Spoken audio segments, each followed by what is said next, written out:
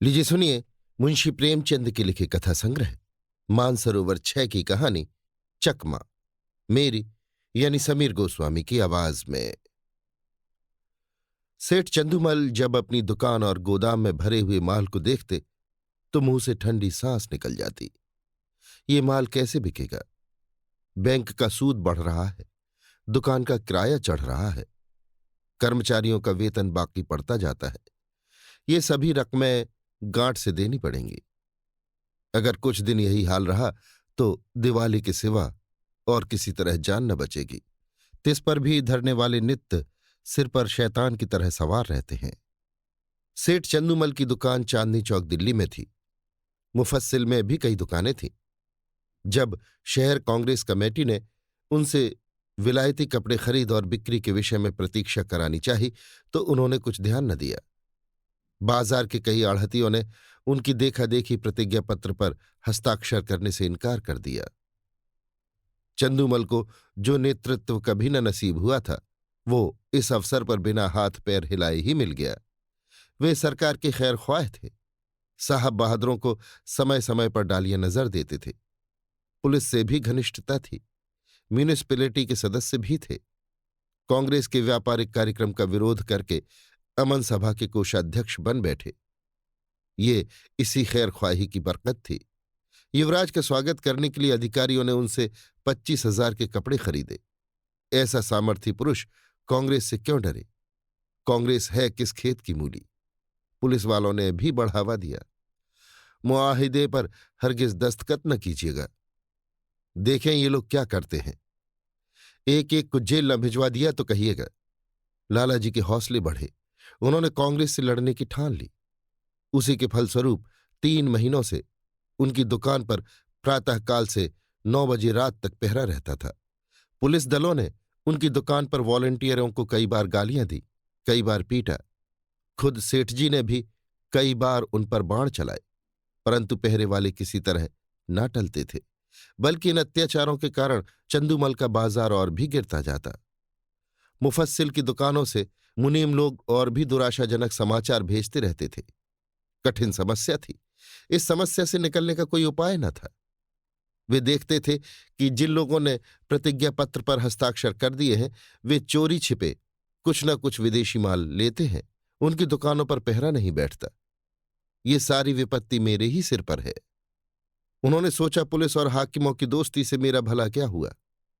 उनके हटाए पहरे नहीं हटते।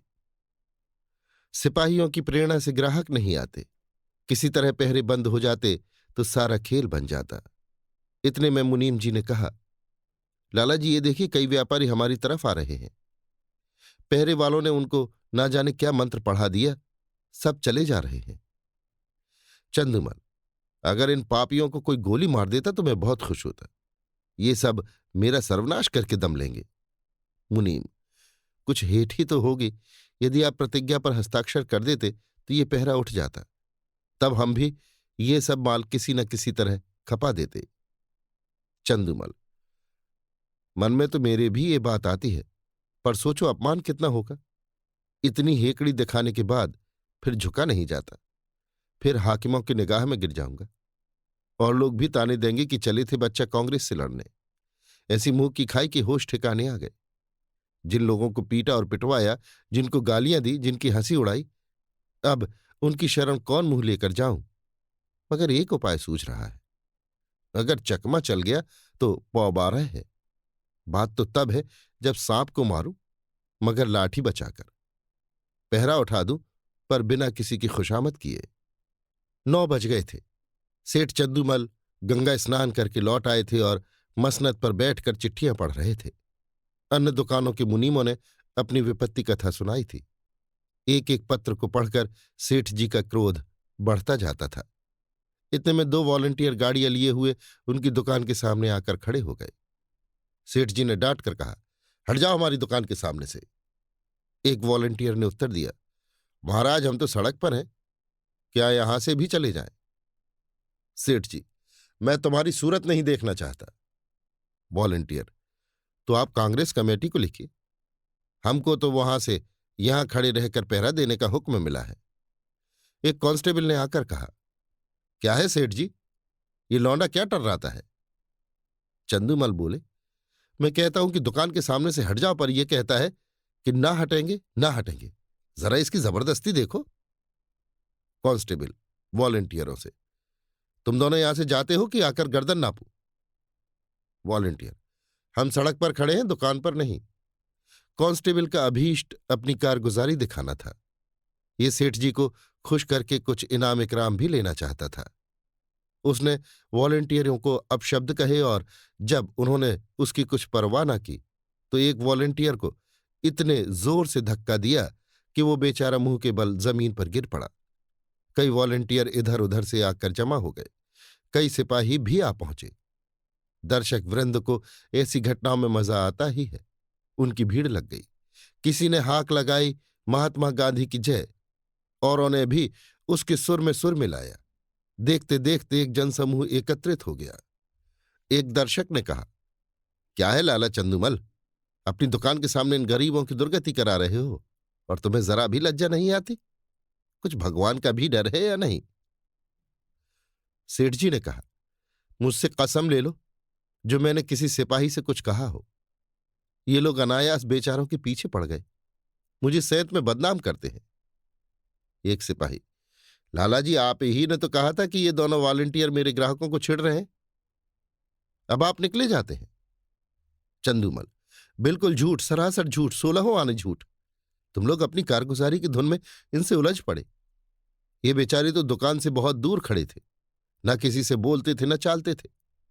तुमने जबरदस्ती ही इन्हें गर्दन देनी शुरू की। मुझे अपना सौदा बेचना है कि किसी से लड़ना है? दूसरा सिपाही, लाला जी हो बड़े होशियार, मुझसे आग लगवा कर आप अलग हो गए। तुम न कहते तो हमें क्या पड़ी थी कि इन लोगों को धक्के देते। दरोगा जी ने भी हमको ताकीद कर दी थी कि सेठ चंदूमल की दुकान का विशेष ध्यान रखना, वहां कोई वॉलंटियर ना आए। तब हम लोग आए थे। तुम फरियाद न करते तो दरोगा जी हमारी तैनाती ही क्यों करते? चंदूमल, दरोगा जी को अपनी कारगुजारी दिखानी होगी, मैं उनके पास क्यों फरियाद करने जाता? सभी लोग कांग्रेस के दुश्मन हो रहे हैं, थाने वाले तो उनके नाम से ही जलते हैं। क्या मैं शिकायत करता तभी तुम्हारी तैनाती करते?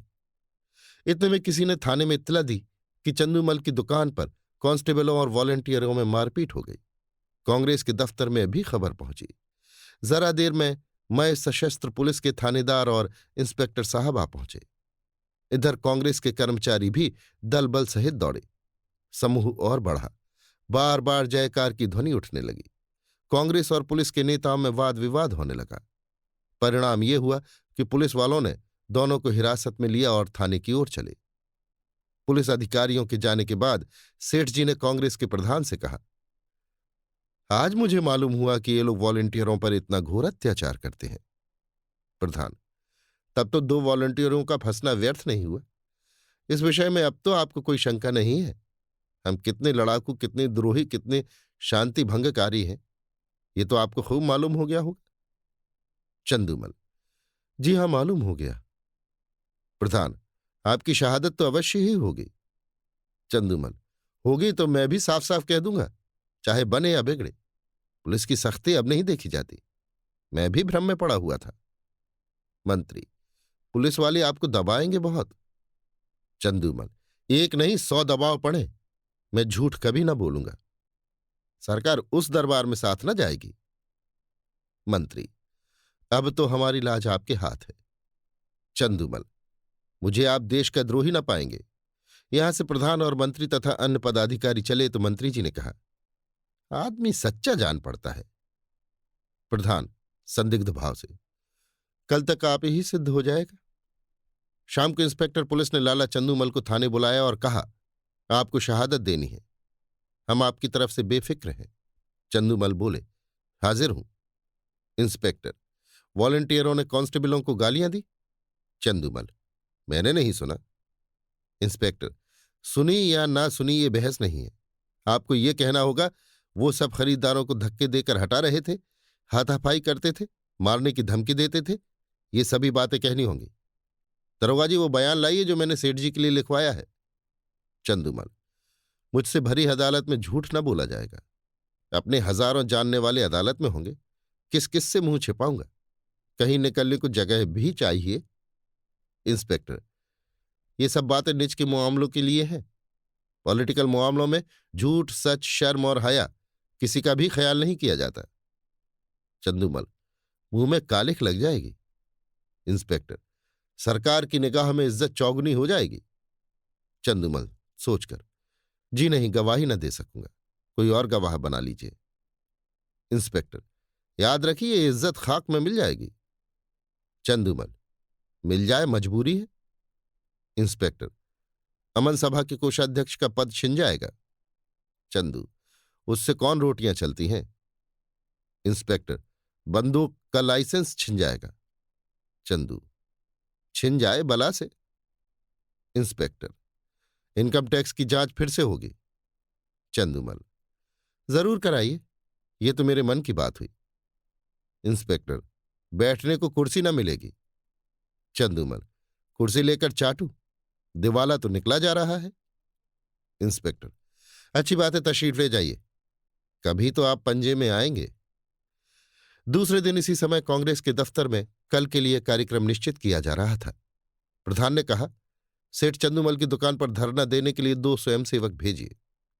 मंत्री, मेरे विचार में वहां अब धरना देने की कोई जरूरत नहीं।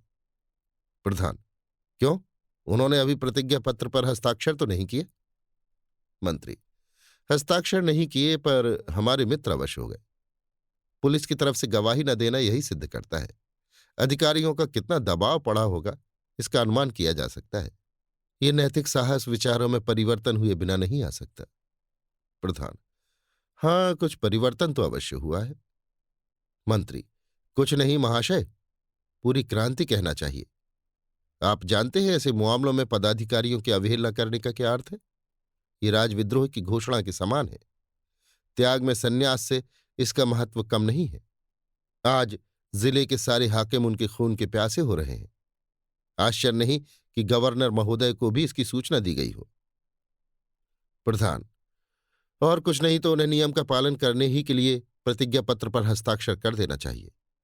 किसी तरह उन्हें यहां बुलाइए, अपनी बात तो रह जाए। मंत्री, वो बड़ा आत्माभिमानी है, कभी ना आएगा, बल्कि हम लोगों की ओर से इतना अविश्वास देखकर संभव है कि फिर उस दल में मिलने की चेष्टा करने लगे। प्रधान, अच्छी बात है, आपको उन पर इतना विश्वास हो गया है तो उनकी दुकान छोड़ दीजिए। तब भी मैं यही कहूंगा कि आपको स्वयं मिलने के बहाने से उस पर निगाह रखनी होगी। मंत्री, आप नाहक कितना शक करते हैं। 9 बजे सेठ चंदूमल अपनी दुकान पर आए तो वहां एक भी वॉलंटियर न था। मुख पर मुस्कुराहट की झलक आई। मुनीम से बोले, कौड़ी चित्त पड़ी। मुनीम, मालूम तो होता है, एक महाशय भी नहीं आए। चंदूमल, ना आए और ना आएंगे, बाजी अपने हाथ रही। कैसा दांव खेला, चारों खाने चित्त। मुनीम, लेकिन पुलिस आपको कभी माफ न करेगी। चंदू, आप भी बातें करते हैं, इन्हें दोस्त बनाते कितनी देर लगती है। कहिए, अभी बुलाकर जूतियां सीधी करवाऊं। टके के गुलाम है, न किसी के दोस्त न किसी के दुश्मन। सच कहिए, कैसा चकमा दिया है। मुनीम, बस यही जी चाहता है कि आपके हाथ चूम लें। सांप भी मरा और लाठी भी न टूटी, मगर कांग्रेस वाले भी टोह में होंगे। चंदूमल, तो मैं भी मौजूद हूं। वो डाल डाल चलेंगे तो मैं पात पात चलूंगा। विलायती कपड़े की गांठ निकलवाइए और व्यापारियों को देना शुरू कीजिए। एक अठवारे में बेड़ा पार है। अभी आप सुन रहे थे मुंशी प्रेमचंद के लिखे कथा संग्रह मानसरोवर 6 की कहानी चकमा, मेरी यानी समीर गोस्वामी की आवाज में।